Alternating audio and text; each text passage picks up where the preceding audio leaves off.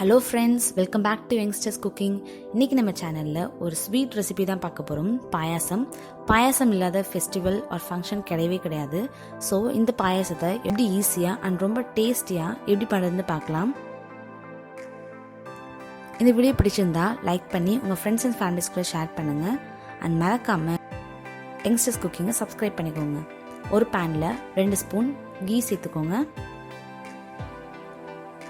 முந்திரி, திராட்சை, பாதாம் அதில் சேர்த்து நல்லா வறுத்து எடுத்துக்கலாம். உங்ககிட்ட எந்த நட்ஸ் அவைலபிளாக இருக்கோ அதை சேர்த்துக்கோங்க.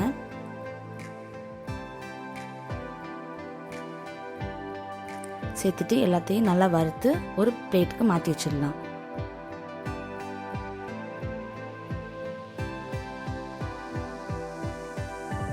அந்த பேன்லேயே உடைச்சி வச்சிருக்க சேமியாவை சேர்த்துக்கலாம்.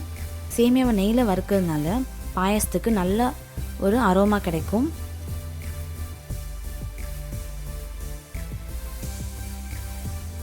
இந்த மாதிரி ஈவனாக எல்லாத்தையும் வறுத்து ஒரு பிளேட்டுக்கு மாற்றிக்கோங்க.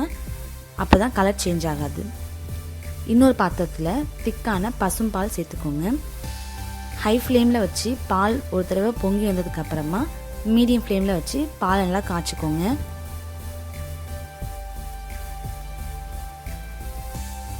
இப்போ பார்த்தீங்கன்னா பால் நல்லா ரெடியூஸ் ஆகி கொஞ்சம் திக்காகி வந்திருக்கு. இந்த அளவுக்கு நம்ம பால் காய்ச்சிக்கணும். இந்த டைமில் நெய்யில் வறுத்து வச்சிருக்க சேமியாவையும் பாலில் சேர்த்துக்கோங்க. சேர்த்துட்டு சேமியா நல்லா வெந்து வர அளவுக்கு நம்ம டைம் கொடுக்கணும். இருக்கட்டும். இப்போ பாருங்கள், சேமியா நல்லா வெந்து பாலோட மிக்ஸ் ஆகி வந்திருக்கு.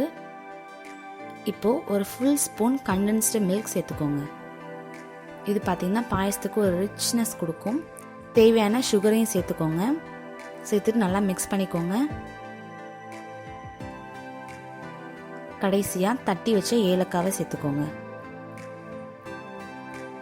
சேர்த்துட்டு நல்லா மிக்ஸ் பண்ணிக்கோங்க. அவ்வளோதான். ரொம்ப ஈஸியாக ரொம்ப டேஸ்டியான டெலிஷியஸான பாயசம் ரெடி. கடைசியாக நம்ம நெய்யில் வறுத்து வச்சுருக்க ட்ரை இன்க்ரீடியன்ட்ஸ்லாம் சேர்த்துக்கலாம். தேங்க்ஸ் ஃபார் வாட்சிங்.